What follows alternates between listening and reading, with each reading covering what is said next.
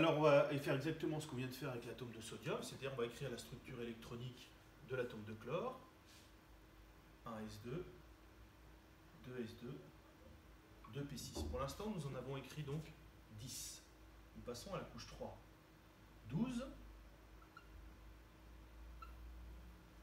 et donc 17. On vérifie bien. 2, 4, 10, 12, 17. Là, on remarque à nouveau que l'atome de chlore ne respecte pas la règle de l'octet. Il ne possède que 7 électrons de valence au lieu des 8 attendus. Donc, il devrait, donc, pour acquérir une stabilité, respecter la règle de l'octet. Et là, on voit bien que soit on va passer à 3p6 en rajoutant un électron, soit on va passer à 2p6 en enlevant, en perdant 7 électrons.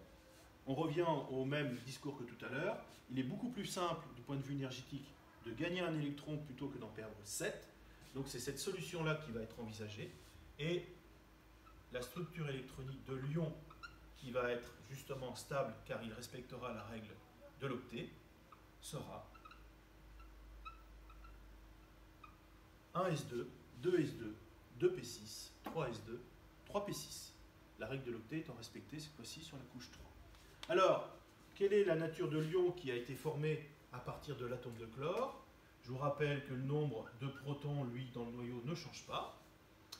Alors, on peut faire comme tout à l'heure, soit on comprend qu'on a rajouté un électron, donc on a rajouté une charge négative, auquel cas on met tout de suite Cl-, soit on fait 17 moins, donc du coup 2, 4, 6, 10, 12, 18, 17 moins 18, ça fait bien moins 1 aussi. Donc on a bien donc, le l'ion formé, qui est l'ion chlorure, l'ion Cl-, stable, car respectant la règle de l'octet. Alors, pour en finir et sous forme d'une conclusion, la nature est bien faite, puisque vous avez deux atomes, l'atome de sodium et l'atome de chlore, qui, ne respectant pas la règle du Dewey, vont avoir une durée de vie relativement courte.